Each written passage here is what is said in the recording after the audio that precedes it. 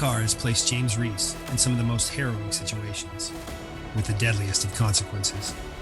This time, the ever-adaptable Reese finds himself on an unfamiliar battlefield with a technology beyond anything he's ever imagined.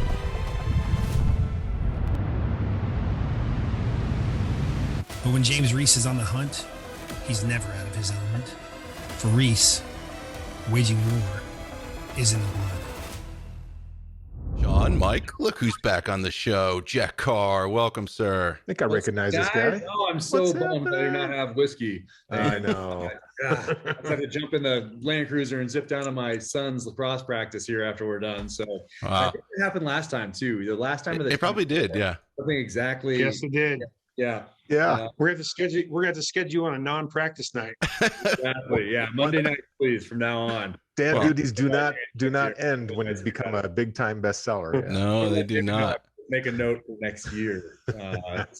Guys on Monday evenings. So yeah. Right. Well, here's the deal. Jack Carr returns. Yep. And that means so too does James Reese. This time in the blood. A very appropriate title for your fifth book. Congrats, man. Congrats on that. That's awesome. Thank you. Thank you very much. You guys will all have hardcovers here soon. No, we got them. That's the last part of the boxes arrived just today. So anyway, those are downstairs, and that'll be my evening tonight, is signing them and getting them out there. So nice.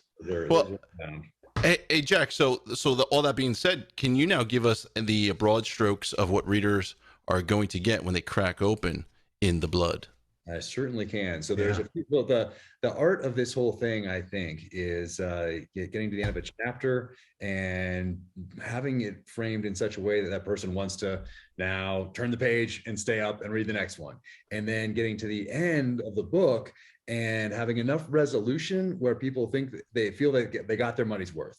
You didn't just leave them hanging, but getting to that end and then leaving just enough where they want to buy the next book and they're looking forward to the next year. Or if they haven't read the next book and they've just found you, that they're going to go get that and continue on this journey. So there were a couple loose ends that had not been tied up from the last few novels, and this was an opportunity. It was time to tie up at least one of those. And so this, I in my head as I was writing, this was a sniper-centric novel of violent resolutions, and I kept that in my head as I was going. But as I wrote, this other theme kind of bubbled to the surface, and that's the theme of forgiveness, which seems like a little odd when we're talking about me and James Reese and all of this stuff. And revenge. But it really did, and really became one of the underlying foundations of the book.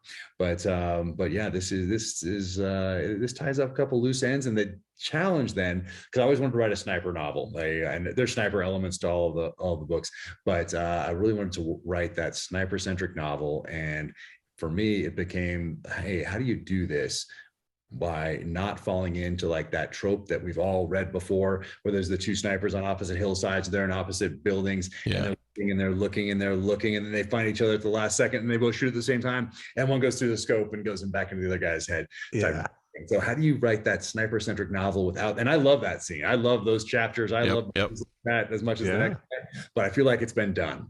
And coming from my background as a sniper and just being so heavily invested in that profession, and now being so heavily invested in this profession and wanting to write that sniper novel, how do you do it without that scene? That's like the sniper scene. And so that was the challenge. And I just thoroughly enjoyed figuring out how to pull that off, and loved every second of this. Loved reading it. Yeah. Well, there is some sniper action, people. Don't let Jack tell you that there's not something like that going on. But yeah, he's you've written some pretty vivid scenes of interrogations in your past books, and In the Blood is no different. And I had a bit of professional curiosity, particularly on the use of the rhizotomy technique. Oh yes, I forget who I'm talking to here now. I gotta be on my game. So I was like, I'm glad I never thought of that while I was doing something like that.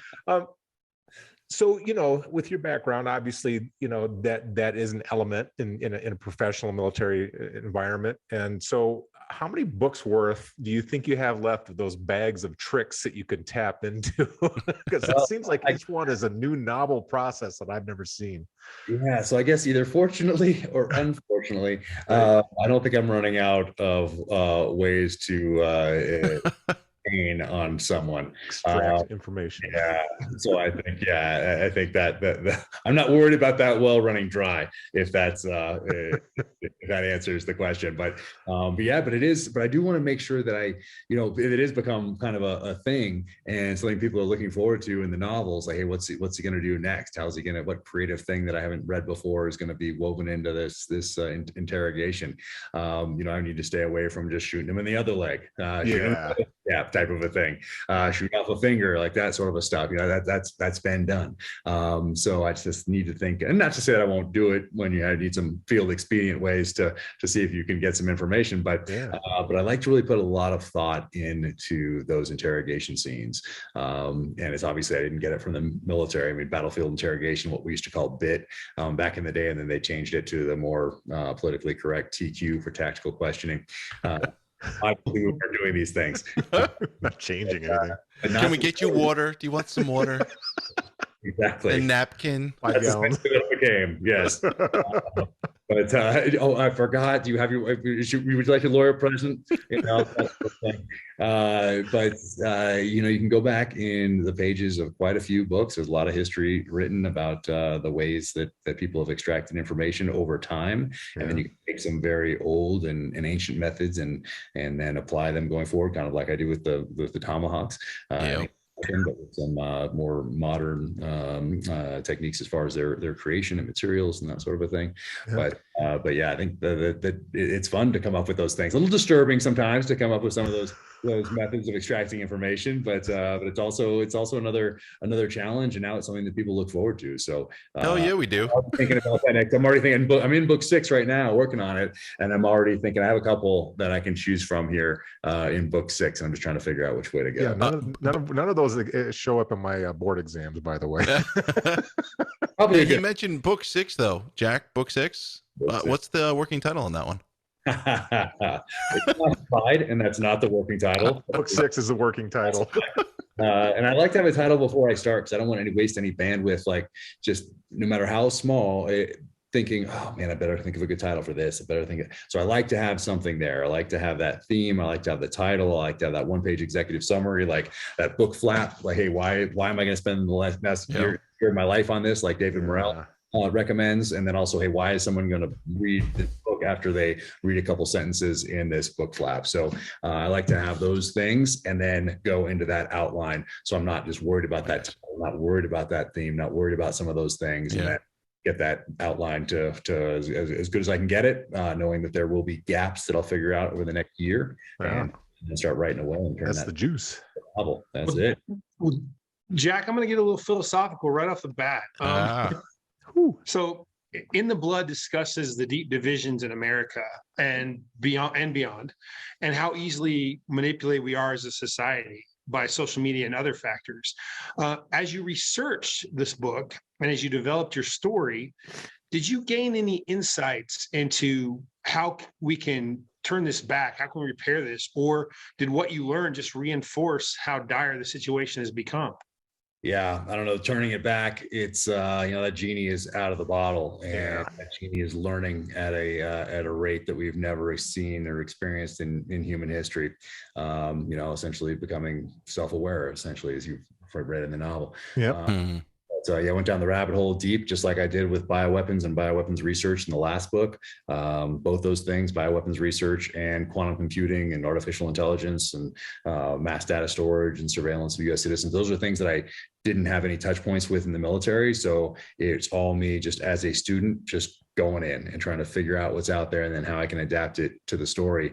But I was for sure more scared after doing the research into quantum computing and artificial intelligence than I was on anything that I learned doing the bioweapons research for the last book. Agreed. And anything you read on this subject, it's essentially already dated because you're reading it. Right. so much faster. So I interviewed a lot of people that had touch points in the national security space when it comes to quantum computing and some of these other things, and they all left something out, kind of like with the bioweapon stuff last time. Talk to enough people, they'll all leave things out because they don't want to violate anything, any confidentiality type of, but if you talk to enough people, you can put this puzzle together. You can paint this thing.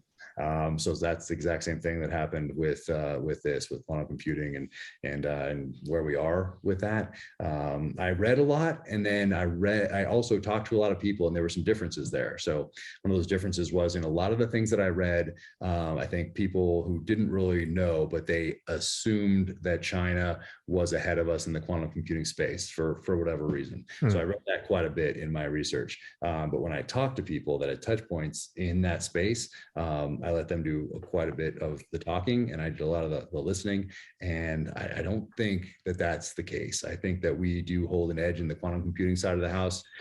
China and some other countries have this the hypersonic missile type technology that's a little ahead of ours, but the quantum computing side and the artificial intelligence side of things, I think we have an edge. But that's just based on my best research and really best really best guess, but I think that's where we are now. But once again, it changes all the time. That's all dated, so who knows? But I'd never even seen a quantum computer until I hit images when I looked up, and then oh my goodness, for those who haven't seen what a quantum computer is, you should definitely look it up and hit the images on your browser and see what they look like, because it's fascinating. Wow. Well, Jack, when I was reading it, I remember when I got to those specific chapters, I reached out to Sean and Mike, and I was like, hey, what did you guys think of that chapter? There was a couple of chapters, because I was awed. Yeah. I consider myself kind of techie, not really, but I can work my way around the interwebs, the internets. But when you start talking about different levels of the internet, and that there's 8 of them, and what's at level 8, and where the wars of the 21st and 22nd century going to be fought, they're not even going to be fought at level 8. They're going to be fought on like level 7. Like you were just talking about, doing the research and stuff. Like as a reader, I was awed and scared at the same time. And it seems like you were when you were going into that research. Yeah, no, I mean, I had to check, and then I used that research online and through books. But a lot of the books, they're way dated, but they do give you a foundation. So you read like Record, Edward Snowden, and you read some of those type of books. Like they're dated, but they provide a foundation. So you get to build on that when you do your interviews or read a journal or a more current article or something along those lines. And it allows you to ask informed questions at the same time. So, but yeah, that was eye-opening, I guess. Yeah. Not in that space, you kind of just don't know. There's just this thing, like you said, it's the interwebs, and it's out there. And what is it exactly, and who controls it? Right. Can you unplug it, or wait, what? That sort of a thing. That was in the book. Yeah. So I had James Reese asking those kind of questions, like I was asking. Yeah, no kidding. I had that one line in there that I really love, where I was talking to that younger PhD. Yep. Yeah. Science guy and physicist, and he said, "Hey, like pretend that this is computer science 101. And then it's 1985. 1985. So I like throwing stuff in there because that's how I feel, every time I bring back the teletypes. Even if a new password pops up or something, just like something spins when I'm trying to watch something on Amazon downstairs, and it's like, that's how I feel. Password. It's asking for the password. Like I thought we was already in there. Where's the controllers for the other TV? Like it's just. Yeah. That's how I feel if I accidentally reformat something in Word and can't get it back to a normal format. It keeps indenting, and I'm like, what the hell is happening? How do you indent it? Yeah. Like, why is this putting a space in here? Like everything's fine. And then there's just like this double space thing, and it's just for this chapter. I have no idea why that's there. Right. So yeah, that's the level I am. So I had to really do the research here. Yeah. Same way. Do you think there'll come a time when the military political thriller kind of that we all love to read and write also kind of merges with the sci-fi? I mean, because it feels like we're getting to that point, especially with the stuff that you exposed in the Blood. Right. I mean, because it's fantastical. It's almost like magical, right? Yeah. And the scary thing is the people that I talked to, they each said something very similar in that, hey, I could tell you more, but that'll put your book in the science fiction category of the bookstore. That's crazy. God. So So yeah, it is a little crazy, especially thinking about that world that our kids are gonna grow up in. Right. I kind of don't want to think like that because I don't want it affecting my day-to-day life, but what can happen potentially is just beyond anything we can imagine. So yes, the Internet of Things and how much data is out there. It's scary. But I think when you're talking about political thrillers and this genre in particular, I mean that's why we have guys with guns. That's right. Yeah. So Israel plays a kind of a central role in the setting and the characters in the book. And you very vividly describe the country's strengths and their excellent security capabilities.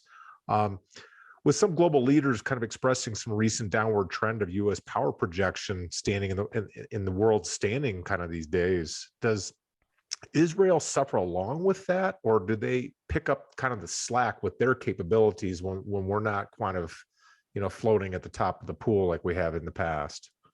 Well, they're so unique in that they are so regionally focused as a military and security service, and of course they have worldwide reach. But when you're talking about actual physical attacks, I mean, there's embassies and that sort of thing where you can get attacked around the world.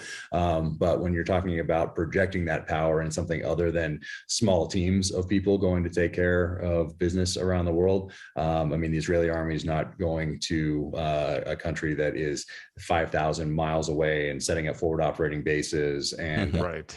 That sort of a thing. So it's a little bit different of a dynamic than if we're talking about United States or other NATO countries, maybe as part of a coalition. So there's that difference. But in doing the research, man, I wanted to get over there so bad. And COVID was just, because I knew that's the place I had to go, was Israel. And then I was going to do a quick trip up to Montenegro, loop around through Italy, and make this whole thing, the other locations from the book that I could then add a little local flavor to.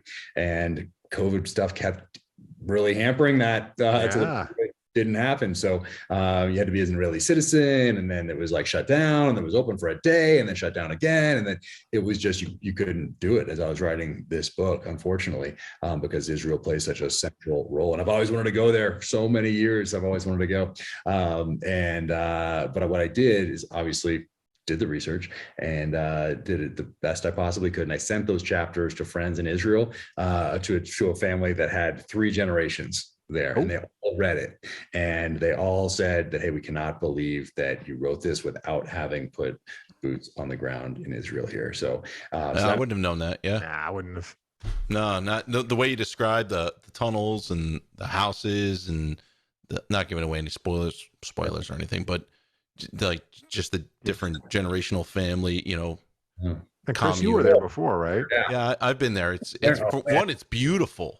It's beautiful. And then when you go to Jerusalem and you walk around, me being a Christian, a Catholic, you walk around with your jaw open because you're just like the significance and the historical significance of the area and the places, the people. It just blows your mind. Yeah, no, I've got to get over there. It's got to happen. So I've got to weave it back in the novel here in the future and write about it again. But such a great time writing those chapters. I had a great time writing all these chapters. Particularly chapter 3, though, and I just put that one on the website in a PDF. So I just put that on there. I think there's preface, prologue, and the first 3 chapters I just dropped today or yesterday. Yeah, I saw the email. I'm on your mailing list. Thank you. You're like, no gimmicks. You don't have to put an email in. Just read it and have fun. Just read it. That 3rd chapter, though, the last one that's on there in that PDF is probably my favorite chapter that I've ever written. And it's just it's not explosions. It's not gunfights. It's not no one's getting stabbed in the eye socket. Like nothing like that. It's just a conversation between Caroline Hastings, the matriarch of the Hastings family, and James Reese. And for whatever reason, that was a powerful chapter to write. That's a great conversation. Yeah, I mean, I had such a good time writing it. I mean, I felt like I was right there, and I feel like I know these characters so well now. But I still wanted to go into some of their past and really introduce that theme of forgiveness there from the matriarch of that family. Wow. For whatever reason, I wanted it to come from her rather than her husband. So yeah, it just worked out, and it was just so powerful, and I just really enjoyed writing it. So yeah, I think it's my favorite chapter that I've ever written. Nice. Did you write that in the like linear? Did you write that in the beginning, or was that something you went back to and be like, you know what, I need to add something like this? I went back. It was in the outline, Ah. but I did go back to it. I forget if I wrote a couple paragraphs or started it or something like that. But I wasn't quite sure where it was going. I think until I got farther along, if memory serves, and then I came back to it. Not like the very end, but closer to the end than the beginning, certainly. So early on, but it was in there as a placeholder. It wasn't like, oh, I need to fill something in. Let's go back. It was in there in the outline, but it just wasn't sure how that was going to develop and what I wanted Reese to take from it to carry forward until I got later on, and then it became very clear. And then went back and wrote it up. So that was a great one. Oh, beautiful.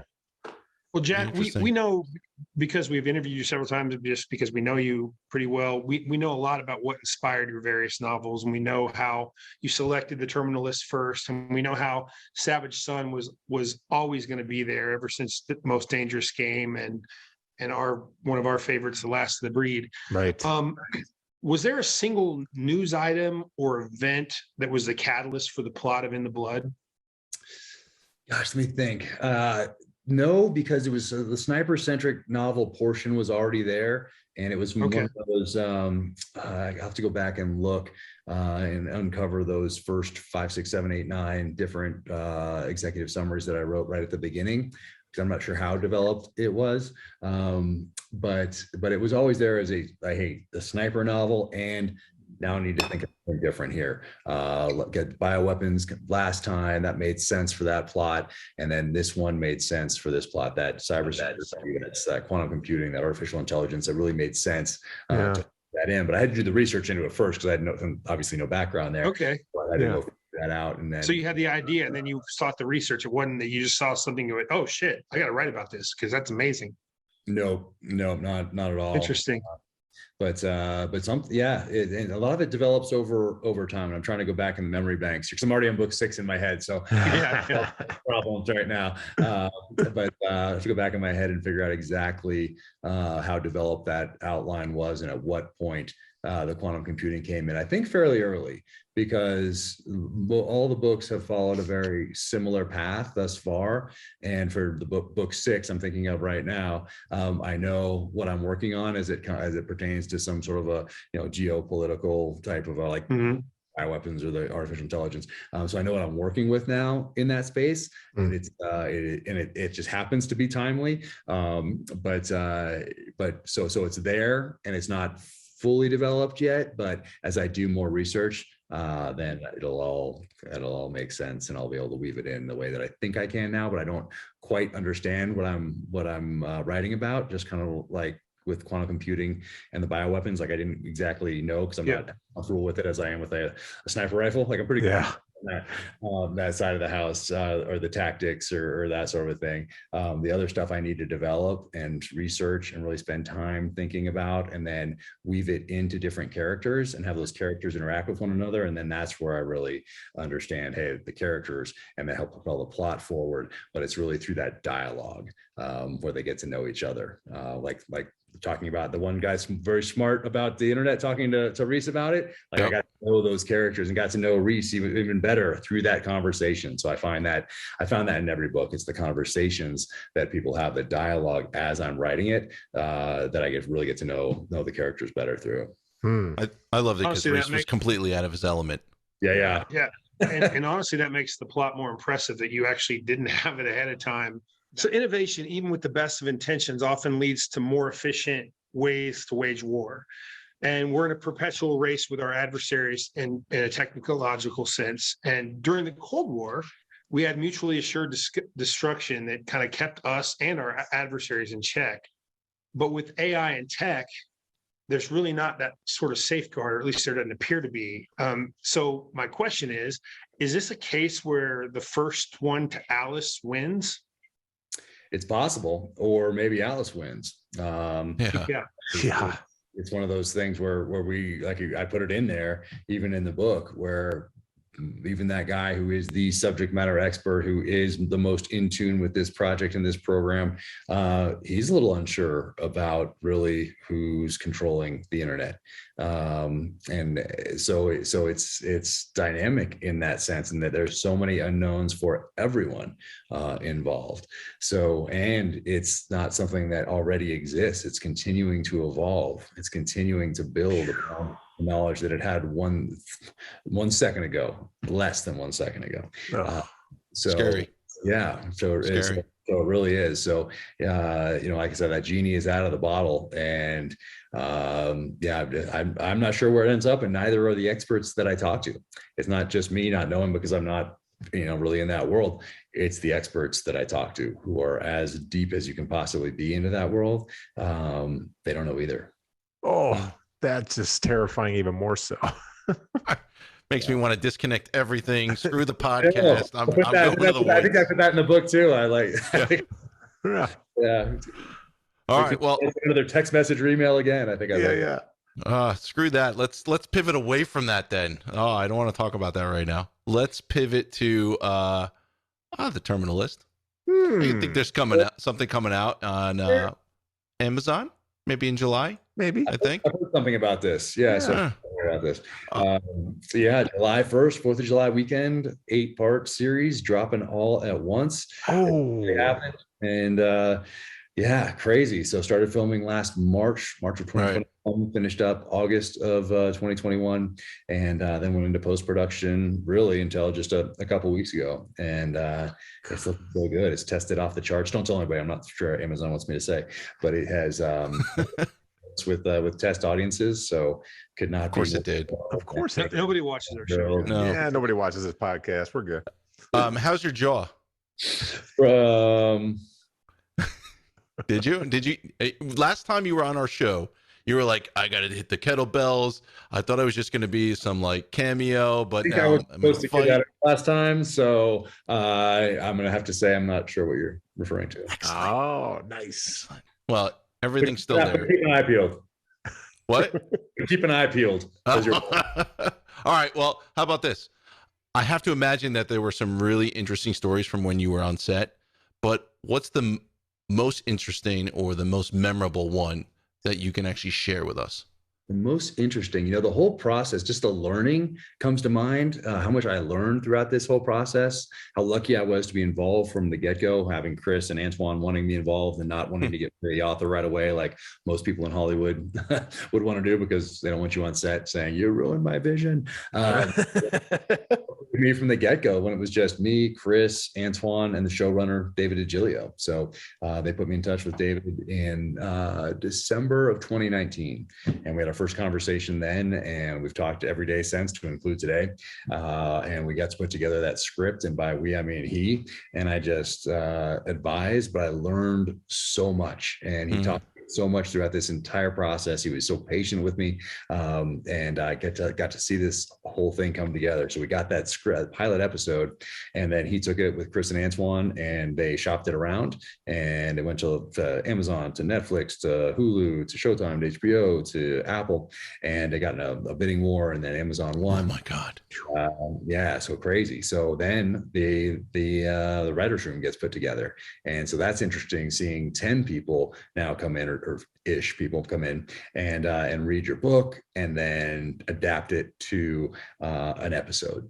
And wow, awesome. All of those episodes, and it's such an interesting process. But I didn't get wrapped around the handle about anything that wasn't quite right in those, because I knew we still had time.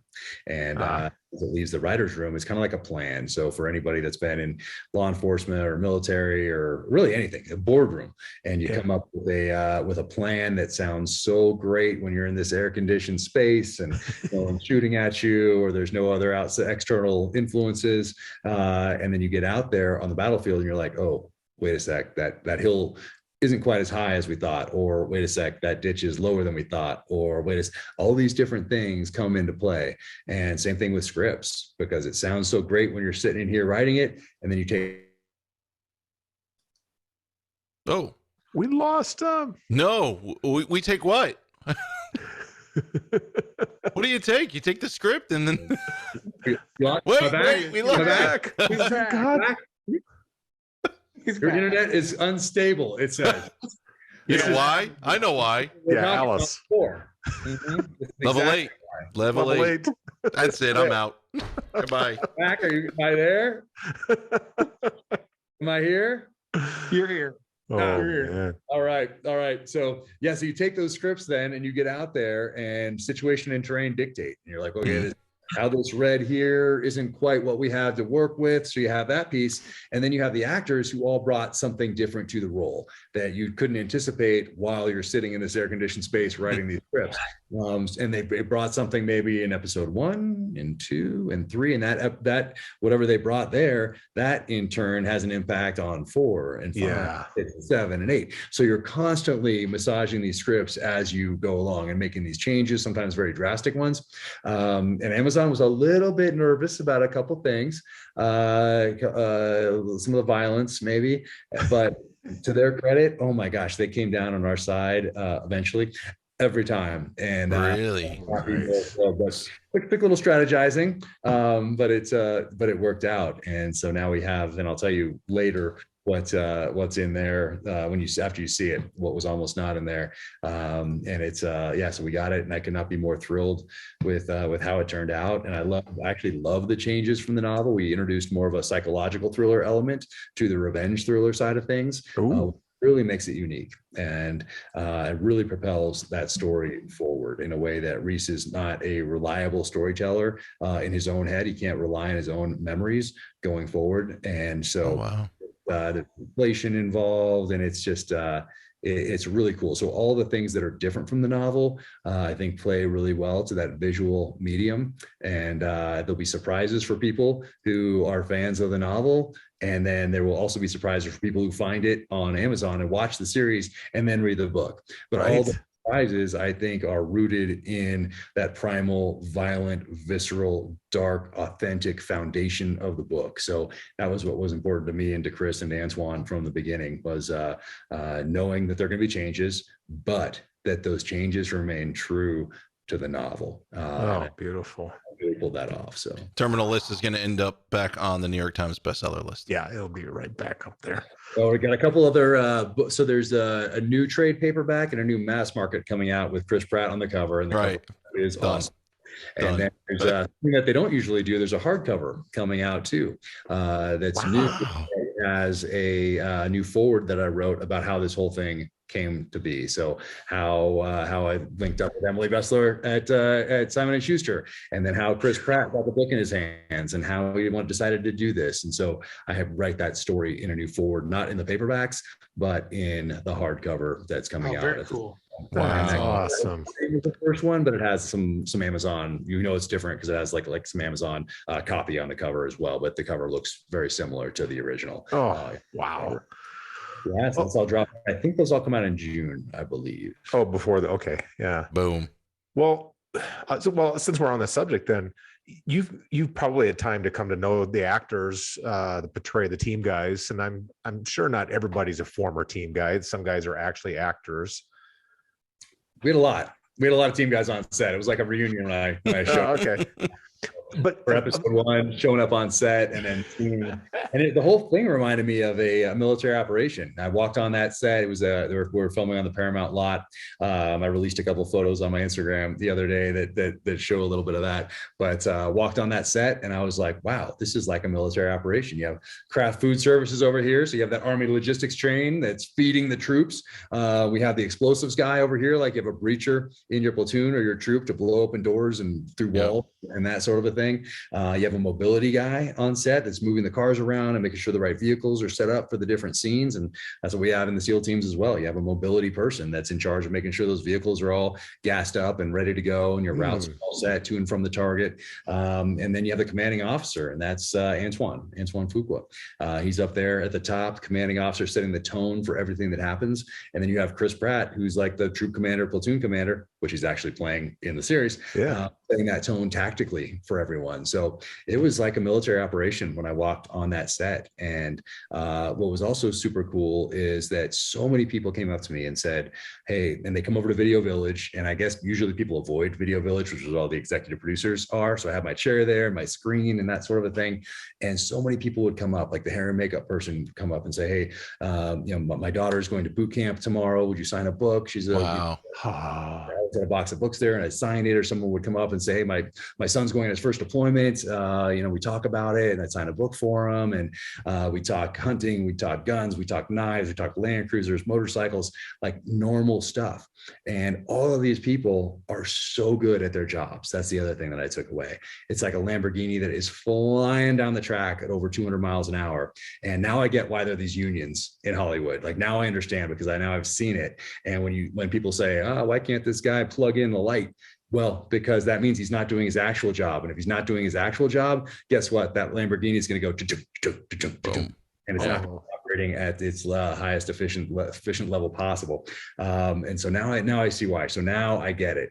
And I also get why there are rules about how long you can be on set, because I can see how the crazy directors would have kept people there for weeks on end, shot type of a deal.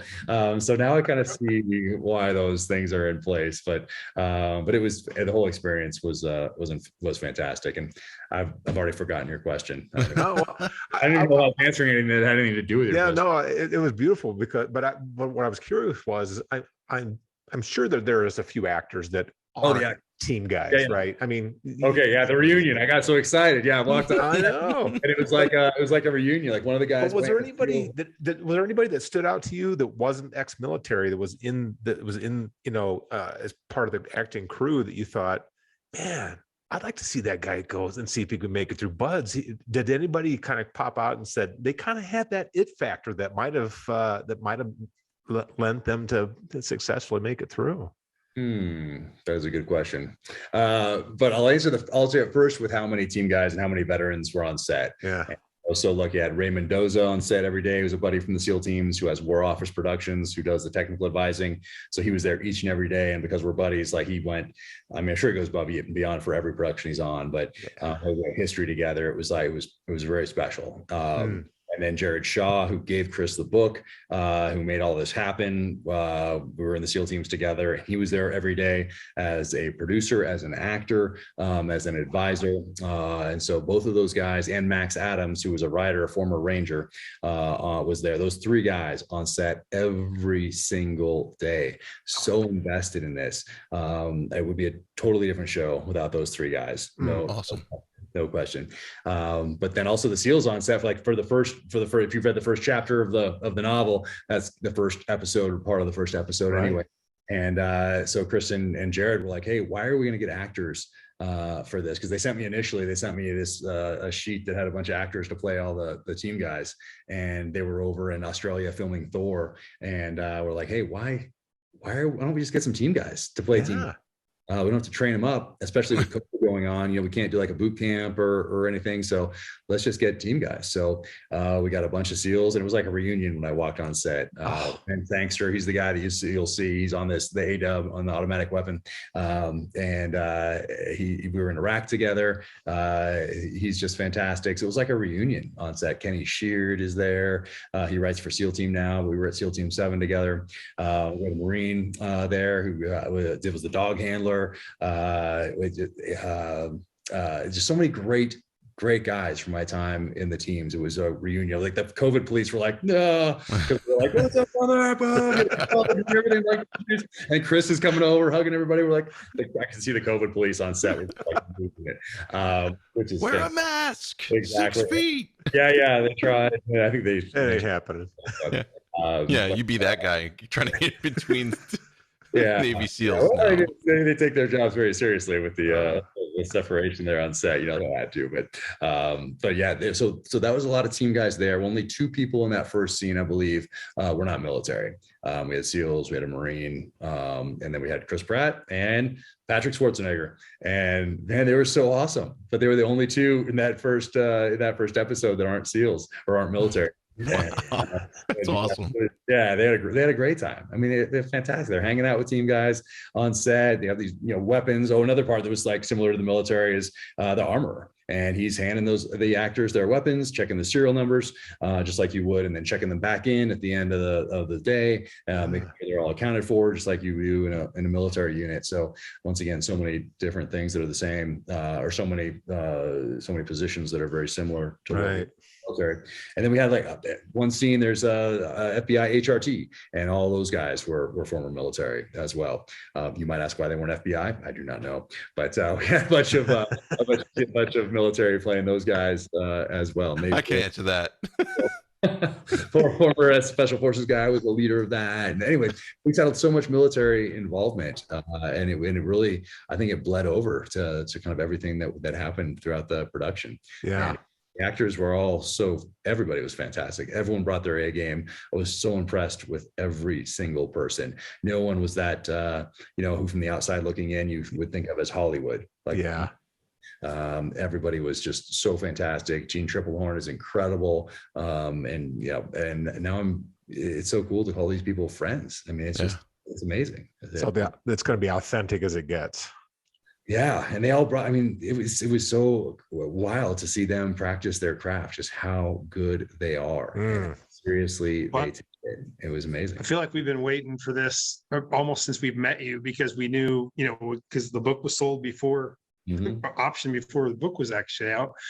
But I want to pivot back, because we're really talking today about In the Blood. And I want to ask one more question about that. As I read it, despite all the terrifying tech, and people, it is terrifying, and it's going to scare the hell out of you, and you're going to stay up at night and wonder about stuff. But despite all that, it's really the Jack Carr ethos at the bottom is it's man hunting man. Yeah. And it's man versus man, sniper versus sniper. And is that kind of the overarching theme to you of the book, is that no matter what the technology is, it's really about man and its self-reliance on man, and that man still has more power than tech? Well, that's what I wanted to do. I wanted to juxtapose those two things, that crazy tech that I learned about through this research into artificial intelligence and quantum computing. And I wanted to juxtapose that to man with a gun, to man with a tomahawk. As primal and down to that most base tactical level as I could. And I want to have both those things at play in the novel. So that was really from the get-go something I wanted to explore, with those differences, that dichotomy, and then have it come down once again to that lone man with a rifle, that lone man with a weapon, and really that being kind of foundational to all else. No matter how much tech is out there, no matter what happens in the future, it can go away in a second, because society is fragile, and then it comes back to you being self-reliant, being good at the fight and good at the hunt. That just is in the blood. Where does Jack Carr go from here? More scripts for Hollywood, obviously, considering the ending to In the Blood, which I won't give away. Readers are going to get some more James Reese, but have you considered a spin-off, maybe? I get asked this question a lot, but I mean, people always want more of the Hastings family. Since I first wanted more Rafe, they want more of the family in general. Caroline Hastings is a favorite in particular, and of mine as well, as you could read the book. But there are so many things that I want to explore. This is my year to get more efficient with my time, so that I can focus more on those things and less on the business side, and less on the other things that you have to do today, really in any business. But oh my gosh, but yeah, there's a few things in the works. I guess this is being involved in the terminal list in the way that I was involved from the very beginning has opened a few different doors, I guess is the best way to say it, in Hollywood.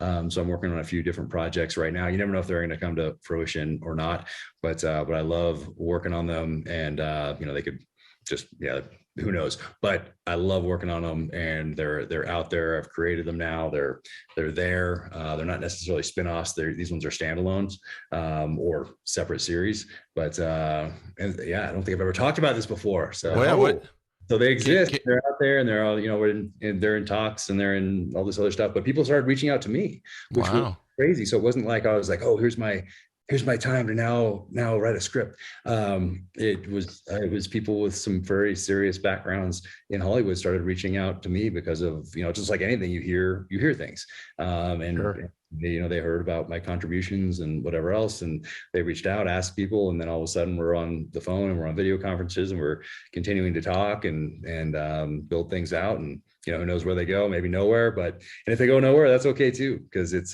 just fun to create all these things, and I'll keep doing that as well. But writing book 6 is a priority, and then there's some other things in the works. What? Creative space, but I'll leave it that there, I guess. Oh, all right. That's Well, fantastic. Thank you. Well, Yeah, let's raise the glass, boys, to Jack Carr, to In the Blood, because we're done talking about In the Blood for a second. I'm surrounded by whiskey. I have whiskey everywhere. Every shelf has a whiskey bottle. Even not on the shelf has whiskey. we replaced it with water when we were there last time. I'm empty-handed right now. I'm empty-handed. And you're in Vegas. You have no he's excuse. in Vegas, Well, and he's not drinking. yeah. But let's get into the lightning round, where we're gonna ask some. That's right. How could I forget the lightning round? We're gonna ask some cannot. stupid questions. You're gonna give us very thoughtful answers, but we don't want you to. Just give us stupid answers. All right. And truthful ones. Here's my first one. How does Chris Pratt take his coffee? Oh, that is a good question, and I don't even know. You guys call each other friends? Come on. I'm gonna text him right now. There's a lot of healthy stuff around Chris. A lot of healthy California. Honey's healthy. Honey's healthy. Yeah, I was gonna say honey's not. I agree, but he's not pouring it, into an IV like I am.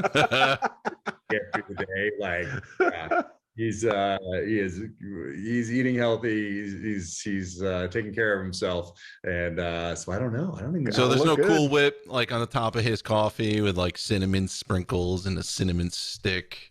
Yeah, That's not his coffee. I never saw that. It's mostly like very organic, healthy food stuff that is, it's Hollywood stuff. Yeah, I guess. Yeah. I hear it. All right. So I'll tell you what, Black Rifle Coffee was all over the set. was it? Yeah. I bet. So for everybody else that's out there running around doing all their stuff, boom, the cold ones in the can were Awesome. Those were flowing from day one, thanks to Black Rifle. All right, Evan Haffer. All right. So what was the one thing that surprised you most about being on the set of The Terminal List? Was it like the food spread? Like, was it the army of people needed to film each episode? What was the one thing you were like, holy crap? Well, I mean, the food was different than people told me it's different than it's been in the past because of the COVID type protocols. And I don't think that wouldn't have wowed me either way. It was just impressive that you can feed that many people and that it's always there, and that's impressive in and of itself. But it's not like a stick bill. Heard so much about it already. You know what I mean? It's already been built up. People know craft food services and hearing people talk about that. Surprising was just how good everybody was at their jobs. And for sure, that is, I guess I didn't think about it. Not that it should have been a surprise, but I didn't really think about how 350 people had to be at the top of their game all day, every day, and how there's so many people to pick from in Hollywood for these specific jobs that are very, very specific. And they get to choose the best for a project like this. So I think that is really, that was really the most impressive part. I mean, it wasn't like they were like, who's going to be the, this thing? Oh, I guess we can get so-and-so, or he's not available. Well, do you know anybody else? Or I guess let's go online and look for something. No. Every single person was at the top of their game and in demand. Wow. That was probably because I didn't think about it beforehand and having no experience in Hollywood. So I think that was the most surprising, I guess, because but only because I didn't think about it ahead of time. Yeah. Wow. All right. Well, let's go back in time now and let's enter the multiverse. It's right before the casting of The Terminal List. You're not only the author of the novel, but you've also given reins for the casting of the actors. And lo and behold, me, Sean, and Mike, we end up on your casting list. But that should be anyway. Right. What characters, if you get to pick, what characters do we play? I already know. And I don't even have to think about it. But I don't want to say it because it's a little bit different than the book, and I don't want to give it away. But you guys don't last long. How about that? Excellent. Do you know? He didn't even have to think. He killed himself. Chapter 1. I said we would probably be like dead Mexican gang members or something. That would be too far into it. But Yeah. yeah. Okay. Something along those lines. Yeah. Oh man. Well, now Excellent. how do I go after that one? All right. Well, so now you're this Hollywood icon already. What's the last thing your wife said or did that planted your feet firmly back on terra firma? Oh, I mean, daily. I mean, right before I ran up here, I was running around trying to find the kids' lacrosse stuff, but the dog was barking, so I ran downstairs, coming off another interview, and I opened the door with this glass of water, and she was coming in from the other way, and she just swore at me because I was like, oh, and the water went out, and so now she's like, I'm running upstairs, and she's like, she's got to clean it up. I mean, again, but she's used to that at this point, but. And luckily, I don't think I need to get brought down to earth too often. I mean, I'm just really the same. I don't know. Yeah, you're the same guy we've always known. You really haven't changed since our first interview, which is stunning. But I have friends that I've known since preschool and kindergarten, and they say the same thing. One of them actually was the first reader of the Terminal List. Wow, that's amazing. Yeah, they say you're exactly the same as that playground. Cool. So yeah, I mean, I don't know anything else. That's high compliment, man. Yeah, it is. All right. So I do have footage locked in a secure encrypted vault somewhere that one guy named Jack Carr said that us three guys, could come on the set of the filming of the Terminal List, but I never seemed to catch a glimpse of any of our chairs in the pics. So I'm just. Was that pre-COVID? Yeah. Yeah. Definitely. Yeah, it's good reason. He already knows. Okay. He knows. Okay. Yeah, no, my kids couldn't come to set. My wife couldn't come to set. Like, that's a bummer.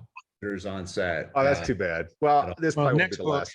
This won't be the last project. I had to queue, like, if I was going out there, so I'd have tests sent to me. I'd have to do it on a video call. Yep. Watch it, send it, the whole thing.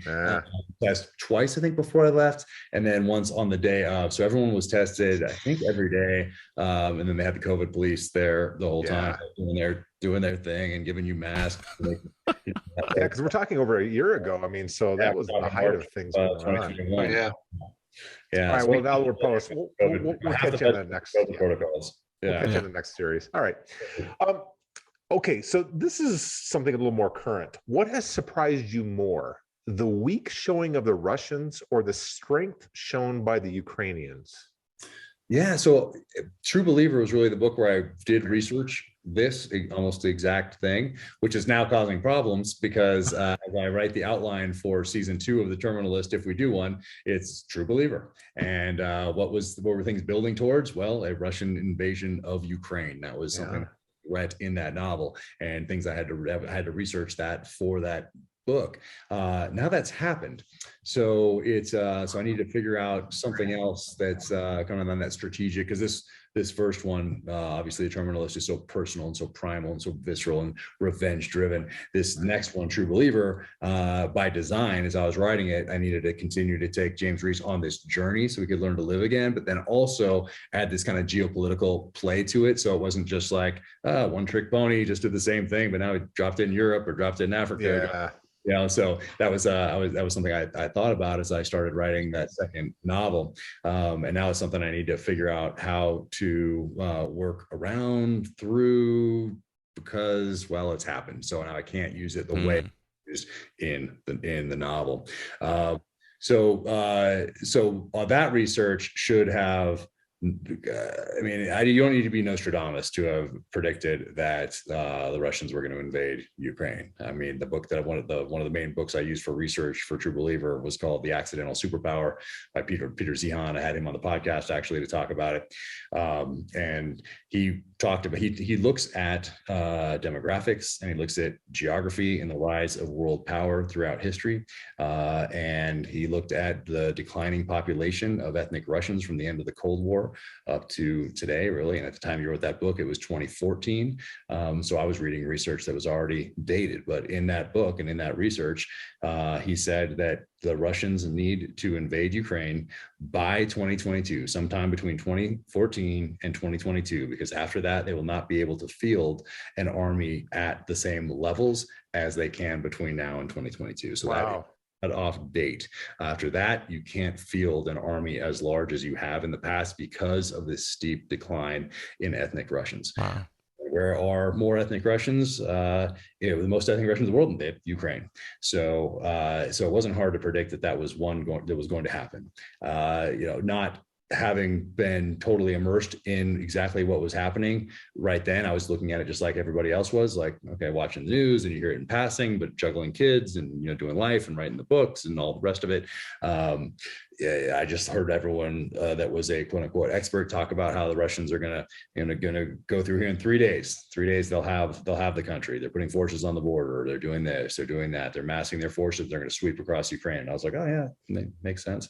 But what they didn't do, what they've done in the past in other places throughout their history, is decapitate the government that they're the country they're taking over, and they do that. And I think that is because they underestimated the president of Ukraine.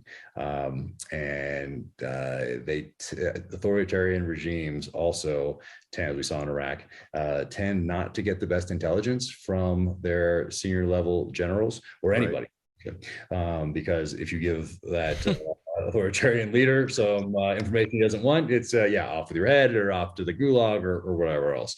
So you have these senior level generals and politicians working with not the most accurate picture of your own forces, of the enemy's forces, and then you make decisions based on that intelligence that isn't the greatest. So I think that played into it. They just like our analysts thought, oh, they're going to through the country in 3 days. Well, I think that Putin thought the same thing, because probably that's what he was told. Yeah. And they said, oh, who's this guy? Who's an actor? He's a comedian, and he's the Ukrainian president. That probably played into it as well. Underestimate your opponent. And now we have what we're seeing here, essentially a war of attrition. One side that has access to 6,000 or almost 6,000 nuclear weapons. So it's a dynamic situation for sure. And it's heartbreaking to watch it play out. Well, you mentioned your podcast a minute ago, and you've been doing the fabulous Danger Close podcast for a while now. You got 32 or 33 episodes out, I think, which blink of an eye. I remember when you were doing the first couple, and from experience, we know how quickly that can go. Yeah. And like us, I'm sure you have a dream list or a guest that you just like, man, I got to get this guy on the show. And so my question is, other than the crew reviews, who is your dream guest? Oh, now I'm stumped because you took out the crew reviews. Yeah. Well, who's number two? Let me think. I don't really have a guest list like that. I don't have in mind, because I'm going I have so many things going on. There's a list out there I sent to my producers at early off, but it's I don't even think about that list anymore. It's not Chuck Norris. It'd be great to have Chuck come on. Yeah. I think I did ask about that not too long ago. I got to follow up. It's been great to talk to everyone that I've talked to. David Morrell came on. That episode's going to drop in 2 weeks. And it's sweet. Talked for about 4 hours or 5 hours. Yeah, we had the 2-show episode there. Oh, you did too? Yeah. We had a double. Well, early on. Okay. Yeah, it was early on. I'm sure I listened to it. I've been a little busy as of late, but I had him on for 5 hours, and I think with a couple breaks in there, it'll get whittled down to maybe 4, maybe just shy of 4, maybe. But that's awesome. I'm looking forward to getting that out there. So that should be coming pretty soon. I think some of the cast of the show might be coming on. We'll recorded that yet, but we'll see. They're busy too, and they, in Hollywood, they really don't like A-list stars to do too many long form conversations. Too much risk. There's a reason that they go on, Jimmy Kimmel or whatever for exactly nice and safe. So we'll see. You can tell Chris that we will only limit it to questions about adapting the terminal list. We won't go into anything that's no lightning round for him. You guys can come back on and talk about the adaptation. I'll let him know. Okay, question 2. At a very young age, you decided, I want to be a Navy SEAL and I want to be a writer. And you've accomplished both those goals with flying colors. As you've gotten older, has any other life goal sort of emerged Is there anything out there that you're just like, you know what, I'm gonna do that one day? Nope. Or you? Nope. Yeah. Nope. This is it. Yeah, no, I'd love for things to continue. I'd love to continue building, love to continue writing, love to branch off and write a few other things. But really, I feel so happy and so fortunate. It's not like I'm like, oh, no, where's that next mountain peak? The next mountain peak is writing the next book better than this one. Yeah, right. Down or forward, even Good news for us. each time. Those are the goals, but it's not like, all right, now I've done that. Now it's time for Learn how to fly. Something like that. Negative. Yeah, and learning to fly. David did it, of course, as we all know. Yeah, he did it for research for a book and for a number of years. But I think if you're going to learn to fly, you really have to be all in. Like, that's not something you want to dabble in. Oh no. be sort of successful. Yeah, you might want to, like be your only thing for a while. Really get it down.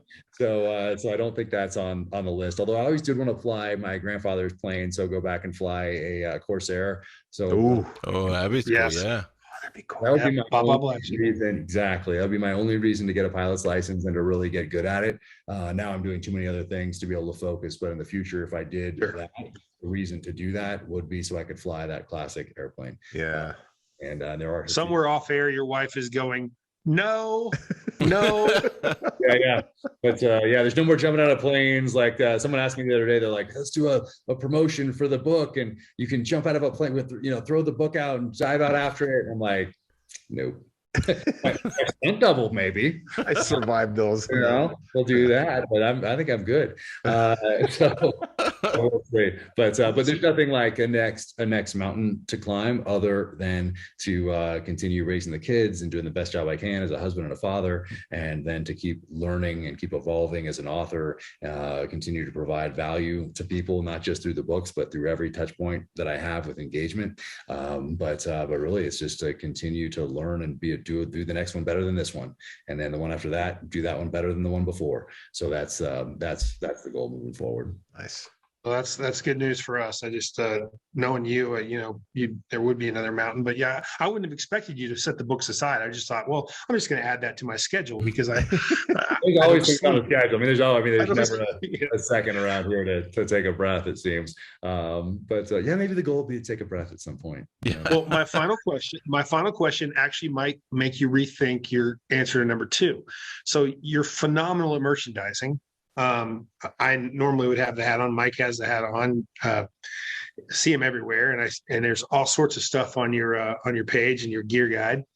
Are we going to see the Cross Tomahawks bourbon?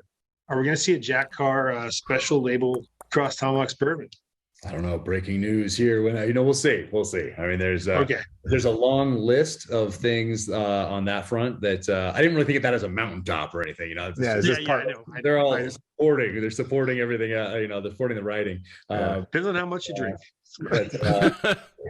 But there's some things like that on my list, and awesome.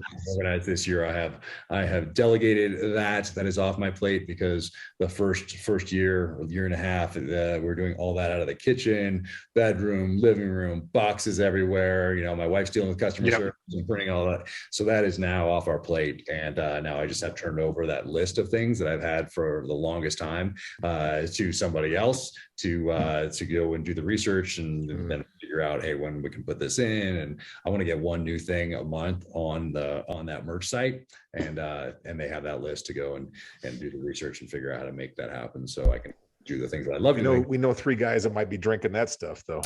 Yeah, definitely. 100%. Jack Carr, dude, you are awesome. Thank you. You are awesome. You know what else is awesome? In the Blood. We loved it. Love the story. It's James Reese. This is Jack Carr spectacular right here. Thank you guys. I really appreciate it. And always enjoy having you on the show, brother. Raising a glass for you. All you guys do. So wish I had some Jack Carr Cross Tomahawks branded whiskey in here. Time to go hydrate, and I'll pick my little guy up at lacrosse. All right. Cheers, brother. Good to see you, pal. Take care, guys. Bye. Good to see you, bud. Hey, boys. Jack Carr back on the show. This time he's talking In the Blood. This is a fantastic James Reese continuation story.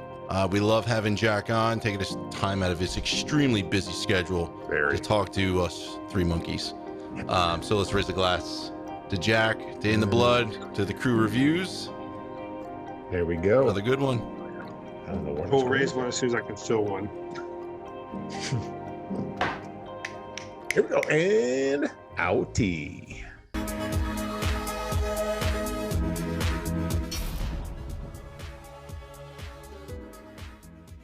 And here we are.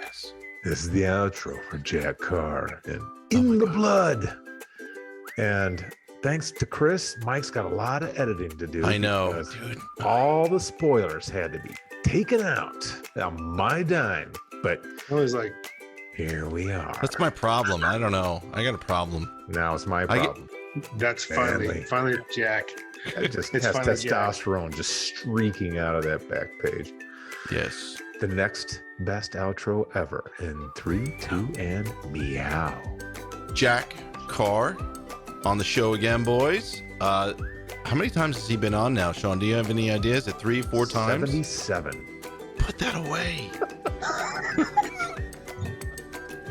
Speaking of SEOs, 0.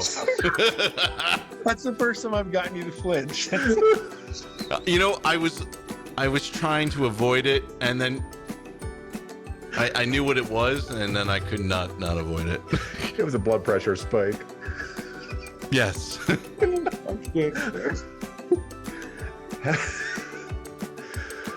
Hey, not everybody can be on that podcast. All right. All right, here we go. Into Chris's intro. Round 2 of Chris's outro. In 3, 2, and gazinga.